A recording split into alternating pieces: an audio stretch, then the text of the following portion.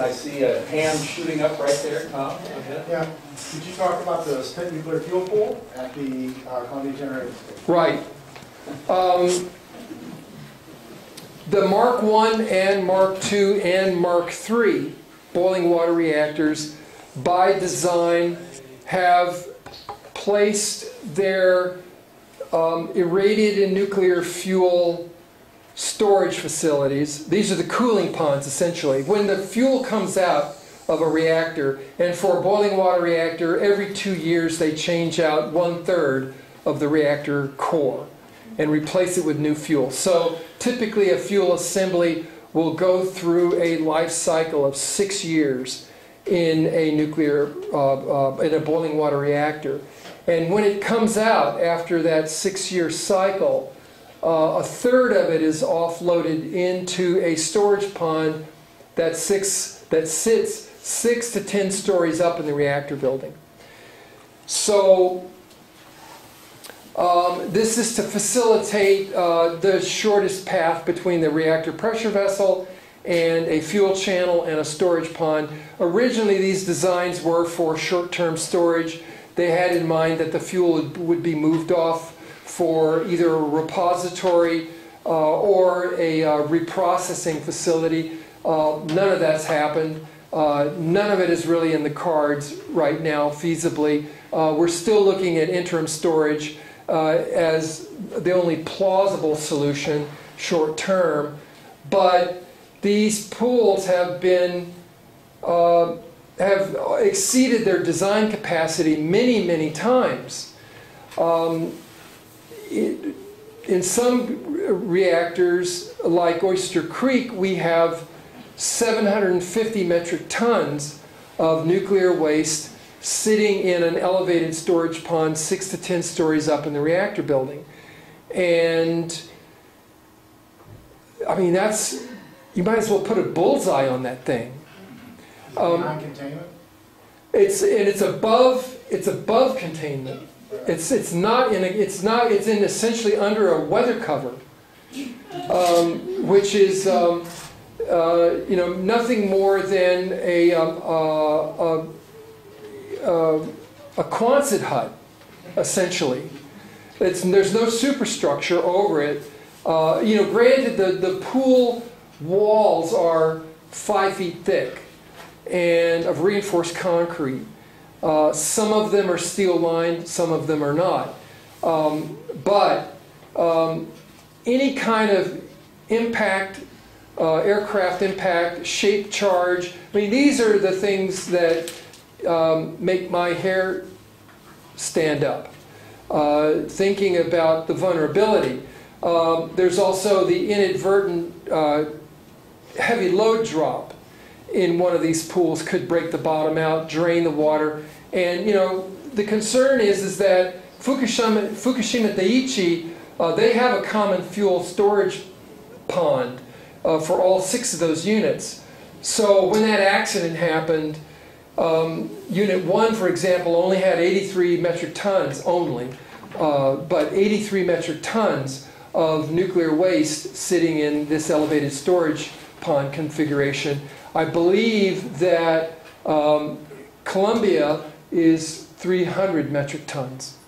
Some of it's been moved out into dry cask storage, which is a much better configuration, but these storage containers are only required a 20-year design, and then it can be renewed for 4 more cycles. But they basically are short-term storage, interim storage for a long-term problem that's not been solved. So they've addressed it with a half measure, in our view. These storage casks should be capable of withstanding attack.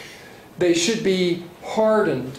They should be configured so that no one event takes out multiple casks, but they are Columbia, as the other nuclear facilities in this country, are storing these casks in closely configured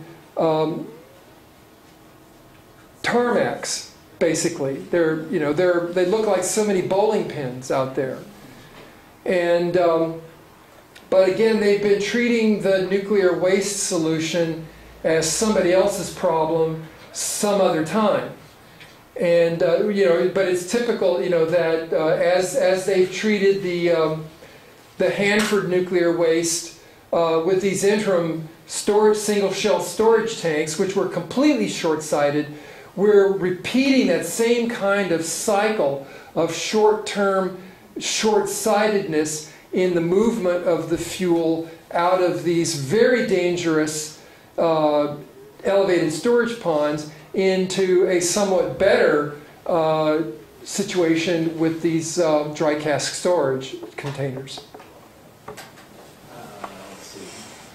I'm going to go with him first. Earlier in your lecture, you mentioned how the spread of nuclear energy is equivocal to a spread of nuclear weapons.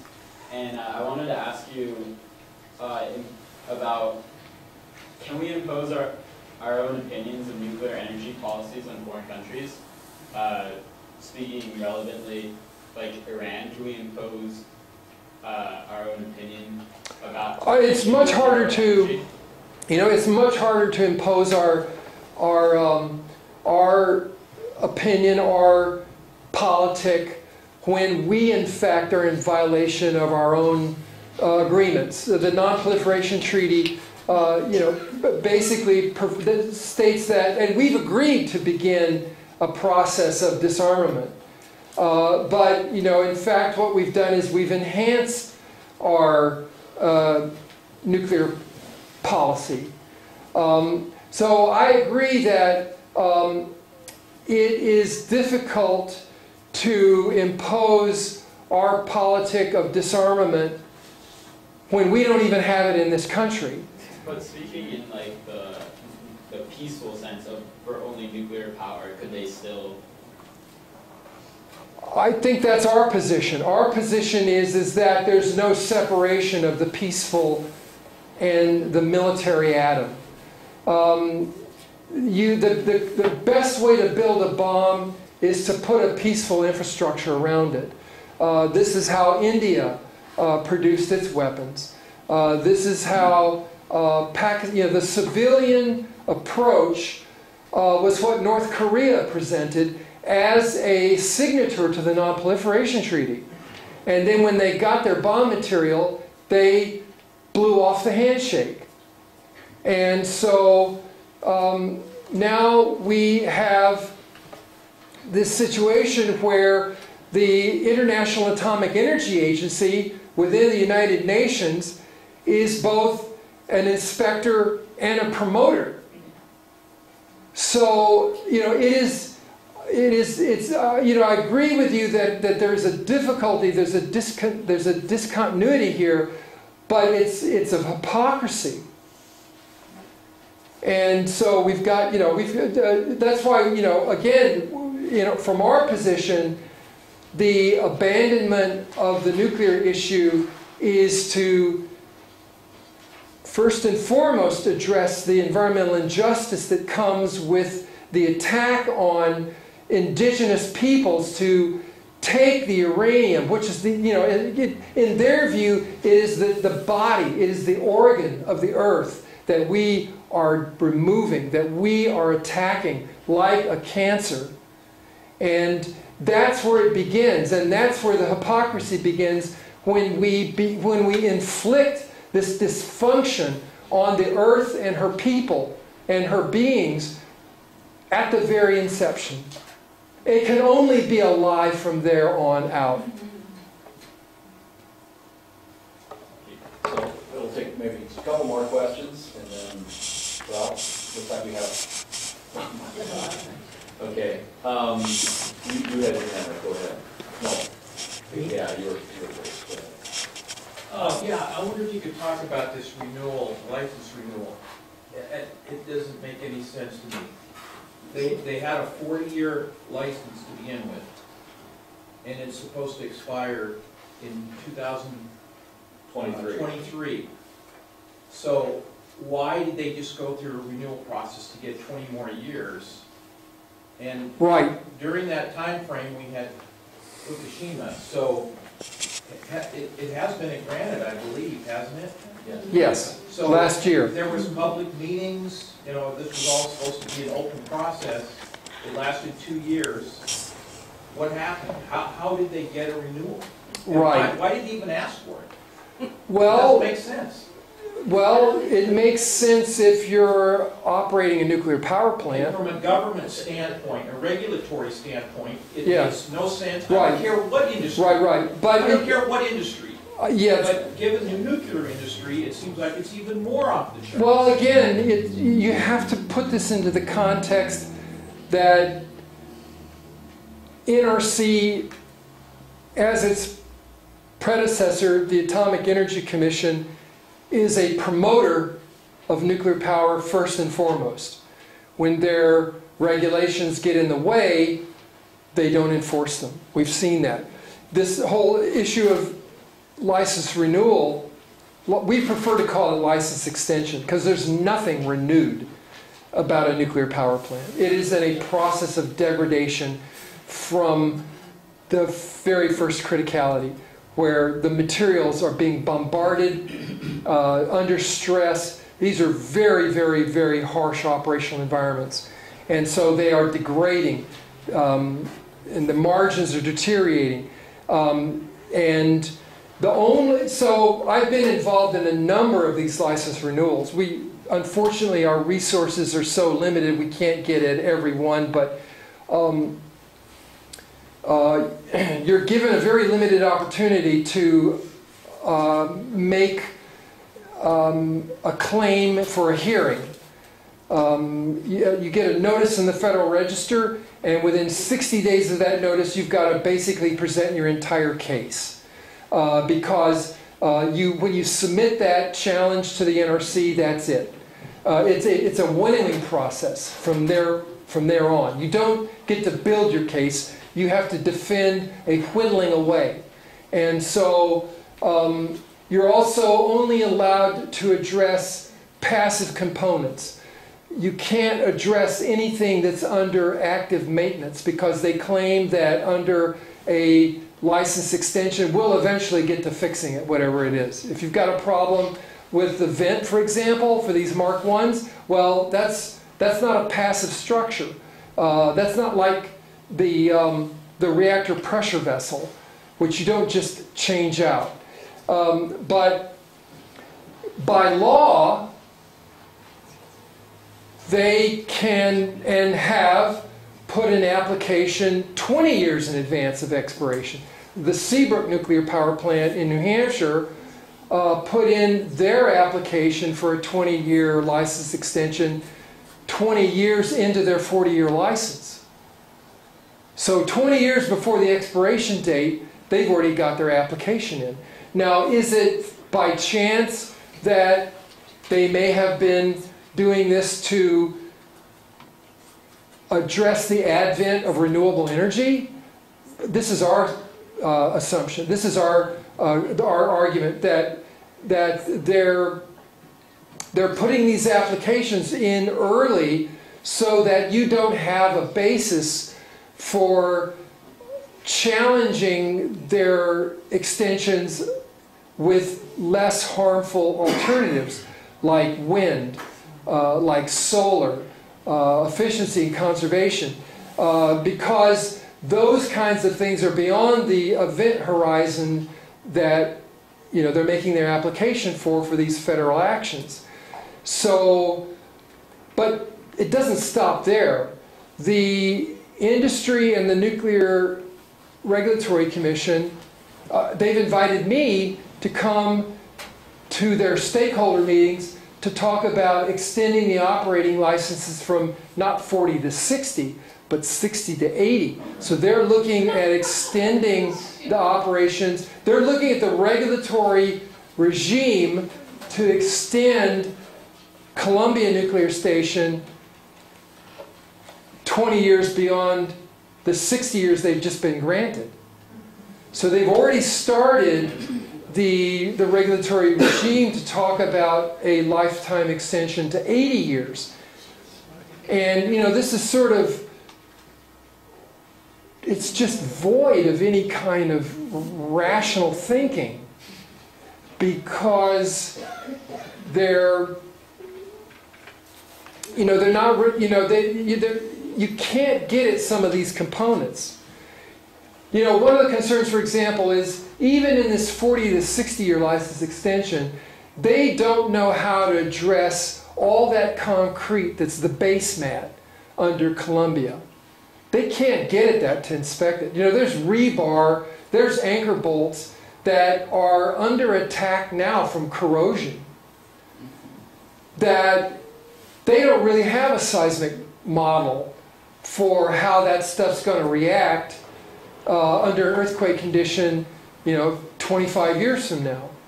But it's got the license, and you don't get a chance to get any kind of transparency into what they based that extension on for even the seismic model. So again, you have to keep this in context. It's not about rational decision making. It's about the way they can pencil whip a production agenda for these nuclear facilities. Hello, everybody. I'm Tracy Deere. I'm the Executive Director of the Washington Commission for Social Responsibility, who opposes with Oregon CSR. And thank you for coming tonight. And we have an amazing, timely opportunity for you all to help on this situation. Meaning our situation in the state of Washington relative to the Hanford cleanup and the Columbia generating station. There, I think 10 years ago there was some funding allocated by the citizens of Washington to set up programs around the state to support the Hanford cleanup, support the public process of supporting the Hanford cleanup. And Oregon participates in that, and so do we. And there's a bill in the legislature this week. There's a handful of senators who have sponsored it, who are pretty well known for sponsoring legislation that is against this particular fund that is funding two large programs by WPSR. We have a curriculum being developed. Daniel heads that up, who's at the video, the laptop right here. Daniel, raise your hand, please. And also we have a traveling exhibit that is going to Portland soon and Richland about the history of Hanford. Tom Carpenter has a project, do you not, Tom? Oh, yeah. With Hanford It's Challenge. called participation grant money. Right. And Jared Ouellette with Heart of America has a project, Columbia River Keepers, I think about 30 groups in the state of Washington. What you can do, instead of leaving tonight and wondering what you can do, which sometimes we leave these things and go, wow, there's a lot that needs to be done. Here's something you can do. When you go home, and tomorrow, tonight or tomorrow, you can simply email your senator in the state of Washington and tell that senator to vote no on Senate Bill 5296. Vote no. And you can also call the legislature. There's an 800 number. It's easy to call and leave a message. You can do that tonight. Is it federal or state? Senate bill? State. State bill number. State legislature. And so it's Senate. It's a Senate bill. They have a number? 5286. Hanford Challenge has a Facebook page 5296. that has this information on it. And you can put in your zip code and get your representative's name and number. So if you get a Hanford Challenge's Facebook page, everything she just said, and you can quickly and easily, and to call your representative is very simple. They don't care, they're not going to argue with you. You just say, I'm opposing That's right. this bill, they'll say, thank you very much for calling, That's all goodbye. you need to say.